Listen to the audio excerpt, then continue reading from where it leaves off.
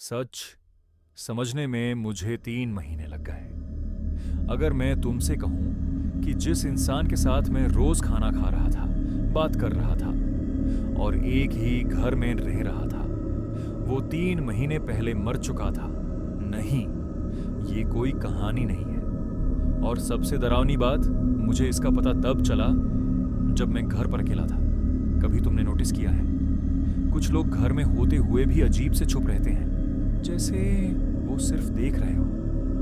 मेरा रूममेट भी वैसा ही था, और जो मैं अब बताने जा रहा हूं, उसके बाद तुम शायद रात को लाइट्स ऑफ करके सोना अवॉइड करोगे। पार्ट 1, अजीब अनारातें जो मैंने इग्नोर की जब रघाव पहली बार फ्लैट में शिफ्ट हुआ। सब नॉर्मल लगा, साइलेंट टाइप बंदा, काम से आता सीधा रूम में। लेकिन एक चीज अजीब थी, उसकी प्रेजेंस हैवी लगती थी, जैसे रूम का टेम्परेचर हल्का सा गिर जाता हो जब वो पास होता। मैंने सोचा ओवर थिंकिंग, फिर मैंने नोटिस किया वो कभी सोता नहीं था। मैं रात को पानी लेने उठता तो वो बैल्कनी में खड़ा मिलता, सीधा अंधेरे में देखते हुए। मजा आता है रात को, वो बोलता बिना मेरी तरफ देखे। एक रात मैंने मजाक में पूछा, भाई तू सोता कब है? वो हल्का सा हंसा और बोला, मैं अब सोता नहीं। उस वक्त मुझे वो डार्क ह्यूमर लगा। अगले दिन किचन में एक कप मिला, गरम चाय स्टीम निकाल रही थी। रघाव घर पर था ही नहीं, और तब मुझे पहली बार लगा घर में सिर्फ मैं नहीं हूं, और असली दार तो अभी शुरू भी नहीं होते। पार्ट 2, आवाजें जो किसी इंसान की नहीं थी। अगली कुछ रातों में मुझे फुटस्टेप्स सुनाई देने लगे, स्लो घिसते हुए कदम सीधा मेरे रूम के बाहर रुक जाते। साइलेंस, फिर एक हल्की सी नॉक, टोक टोक। मैं दार के मारे फ्रीज हो जाता, फोन उठाता, रघाव को मैसेज करता, तू बाहर है? रिप्लाई आता, ऑफिस में हूं। सस मोमेंट, नॉक दोबारा होती, इस बार ज्यादा पास, दरवाजे के बिल्कुल पीछे, और मुझे एक सांस लेने की आवाज सुनाई दी, जैसे कोई दरवाजे से चिपक के खड़ा हो। मैंने हिम्मत करके दरवाजा खोला, हैल खाली, लेकिन फ्लोर पर गीले फुटप्रिंट्स थे, सीधा बैल्कनी तक जा रहे थे, और बैल्कनी अंदर से लॉक थी। तब मुझे पहली बार महसूस हुआ कोई चीज घर के अंदर मूव कर रही है, और वो इंसान नहीं है। पार्ट 3, सच का पहला झटका। एक दिन सोसाइटी के वॉचमैन ने कैजुअली पूछा, तुम अकेला रहते हो ना? मैंने बोला, नहीं, मेरा रूममेट है। वो कंफ्यूज हो गया। बेटा, उस फ्लैट में पहले जो लड़का रहता था, उसकी डेथ हो गई थी 3 महीने पहले। मेरी स्पाइन में सीधा करंट दौड़ गया। नाम पूछा, उसने बोला, रघाव।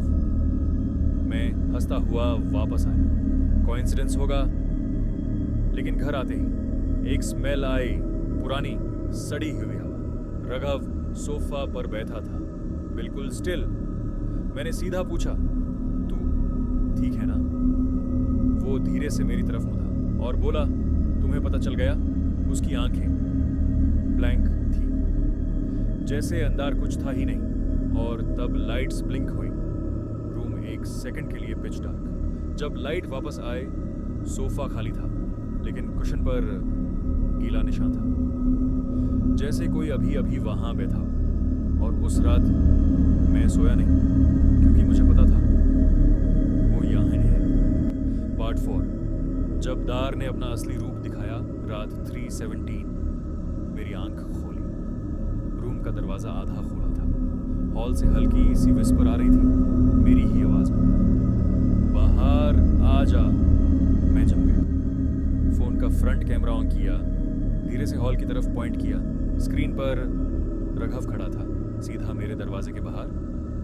उसका सर टेढ़ा, स्माइल ज्यादा वाइड। रियल लाइफ में कुछ नहीं, कैमरा में वो मुझे देख रहा था। फिर उसने लिप्स मूव किए, अब तुम अकेला नहीं रहोगे।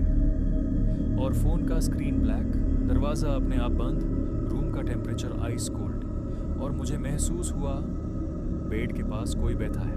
मैंने हिला भी नहीं। सिर्फ एक बात समझ आई, वो जाना नहीं चाहता, उसे रूममेट चाहिए हमेशा के लिए। जो अभी भी मेरे साथ है। मैं अगले दिन फ्लैट छोड़ दिया, सामान आधा ही ले गया, कुछ चीजें वहां रहने दी जैसे वो चाहता था। कभी कभी रात को मेरे नए घर में बैल्कनी से आवाज आती है, स्लो फुट स्टेप्स और एक हल्की नॉक। टोक टोक। मैं दरवाजा नहीं खोलता क्योंकि मुझे पता है अगर खोला तो शायद मैं फिर कभी अकेला नहीं रहूंगा। और अगर तुम रात को नॉक सुनो तो एक सवाल जरूर पूछना, अंदर आने वाला जिंदा है या सिर्फ रूममेट बनने आया है।